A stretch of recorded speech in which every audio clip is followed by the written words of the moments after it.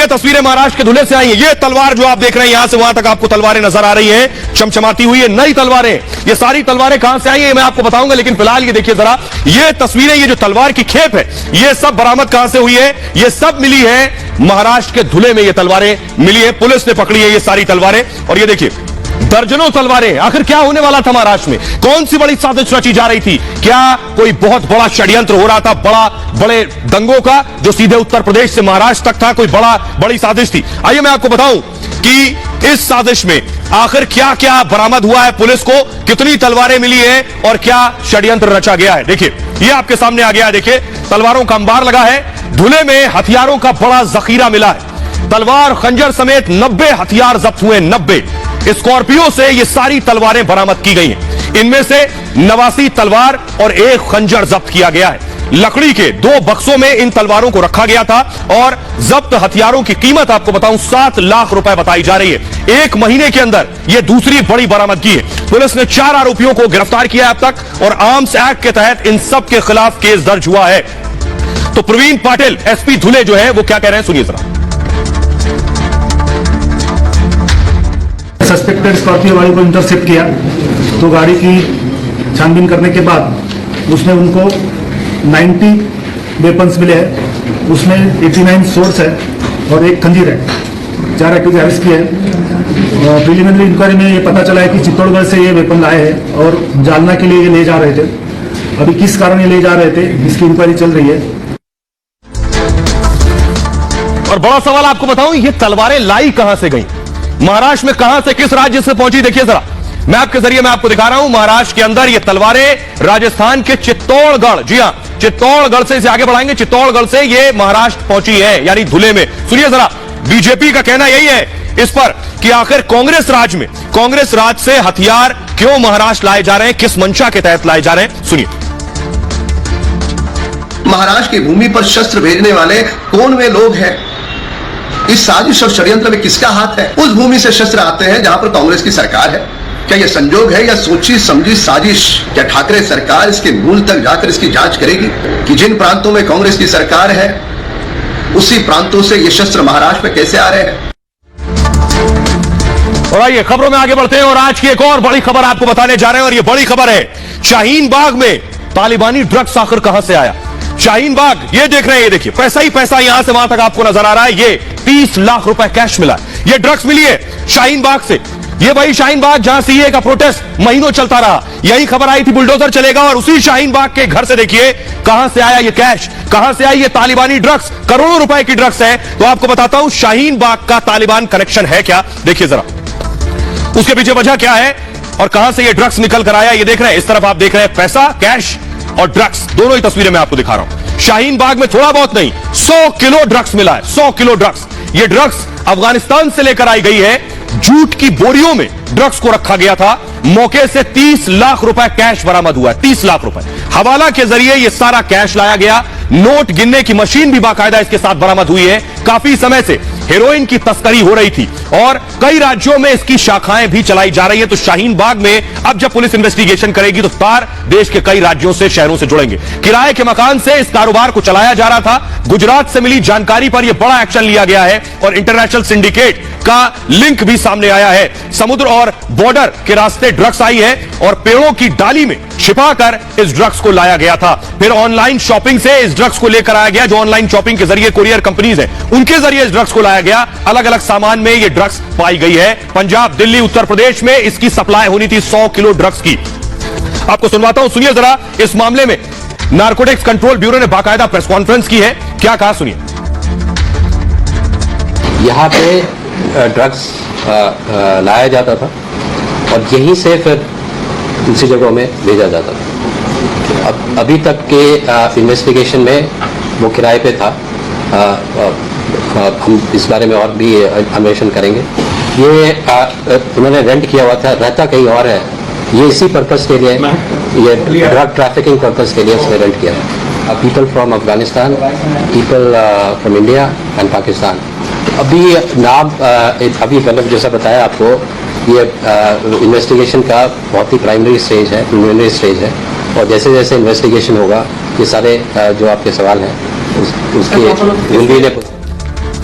और आइए अब मैं आपको बताने जा रहा हूं ये जो तालिबानी ड्रग्स भारत में आ रही है, इसका रूट मैप क्या, कैसे ये अफगानिस्तान से भारत में दाखिल होती है। फुल स्क्रीन जरा मैप देखिए आप, ये आपके सामने पहला रूट मैं आपको दिखाने जा रहा हूं, अफगानिस्तान से पाकिस्तान और पाकिस्तान से ये जम्मू कश्मीर होते हुए भारत में घुसती है। दूसरा मैप देखिए, अफगानिस्तान से पाकिस्तान और पाकिस्तान से बॉर्डर से राजस्थान में घुसती है तालिबानी ड्रग्स। तीसरा रूट देखिए, अफगानिस्तान से कराची पोर्ट समुद्र के रास्ते और वहां से कच्छ, गुजरात के कच्छ जामनगर के रास्ते दाखिल होती है।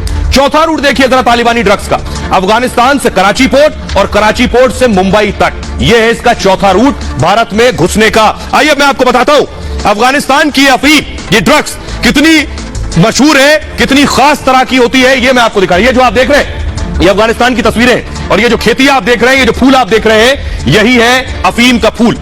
यही अफीम की खेती अफगानिस्तान में होती है। कहा गया तालिबान राज में कम हो जाएगी क्योंकि इस्लाम में हराम है, लेकिन अब यही कमाई का जरिया है। तालिबान ने भी इसको हरी झंडी दे दी और यही वजह है कि करोड़ों की अफीम अलग अलग रूट के जरिए भारत में आती है। तो आपको बताते हैं कि आखिर अफगानी ड्रग्स इतनी खास होती क्यों है और अफीम और हेरोइन में फर्क क्या है। देखिए जरा, ये आप देख रहे हैं, ये अफीम का फूल देख रहे हैं।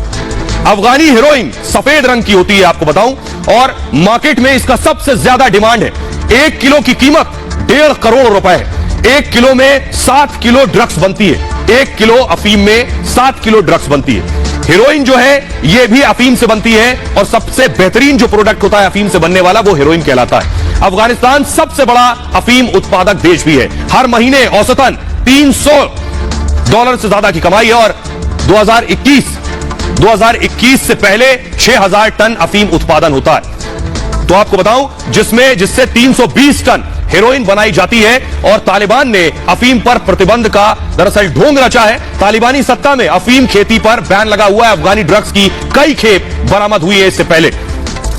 आइए अब आगे बढ़ते हैं और अब बात करते हैं योगी बनाम उद्धव ठाकरे की। ये कौन कह रहा है? ये खुद उद्धव के चचेरे भाई कह रहे हैं। योगी के मुरीद हो गए दरअसल राज ठाकरे। फुल स्क्रीन जरा तस्वीरें लीजिए, राज ठाकरे कैसे योगी के मुरीद बन गए हैं, और इतने मुरीद हो गए योगी के कि वो उद्धव ठाकरे पर हमला कर रहे हैं सीधे सीधे। ये जो आप देख रहे हैं, ग्राफिक दीजिए जल्दी से। राज ठाकरे ने बाकायदा ट्वीट किया है। राज ठाकरे ने ट्वीट कर क्या कुछ लिखा है ये आपको बताने जा रहे हैं। देखिए जरा, ये आपके सामने आ गया है। ये देखिए, एक तरफ योगी आदित्यनाथ नजर आ रहे हैं, उद्धव ठाकरे और राज ठाकरे। राज ठाकरे ने योगी की जमकर तारीफ की है। राज ठाकरे ने कहा, योगी के काम के तरीके का खुलकर समर्थन किया है राज ठाकरे ने। खासकर लाउड स्पीकर अभियान पर बधाई दी है योगी को। साथ ही राज ने उद्धव सरकार पर तंज भी कसा है। राज ने महाराष्ट्र सरकार को भोगी सरकार कहा है, उद्धव की सरकार को। दुर्भाग्य से महाराष्ट्र में योगी नहीं भोगी सरकार है।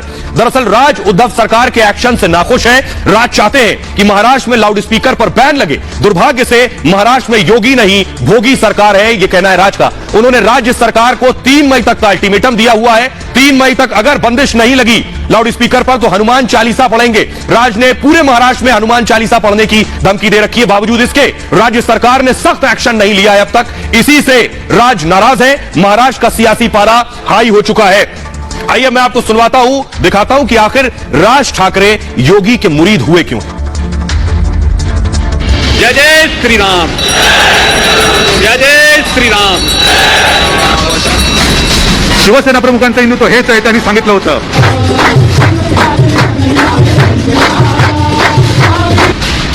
उत्तर प्रदेश के लाउड स्पीकर की आवाज महाराष्ट्र तक पहुंच गई। योगी राज की गूंज अब महाराष्ट्र में सुनाई देने लगी है। 3 मई तक हम लोग रुके, और 3 मई के बाद देश भर की हर मस्जिद जो लाउड स्पीकर नहीं निकालेंगे, हर मस्जिद के बाहर हनुमान चालीसा लगाए।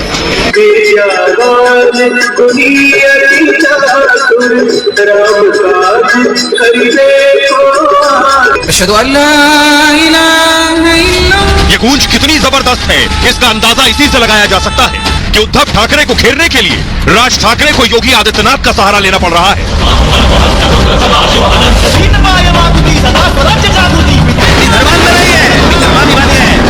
क्योंकि राज ठाकरे ने ईद तक महाराष्ट्र की मस्जिदों से लाउड स्पीकर हटाने का आदेश दिया था, और उस पर अब तक अमल होता नहीं दिख रहा है।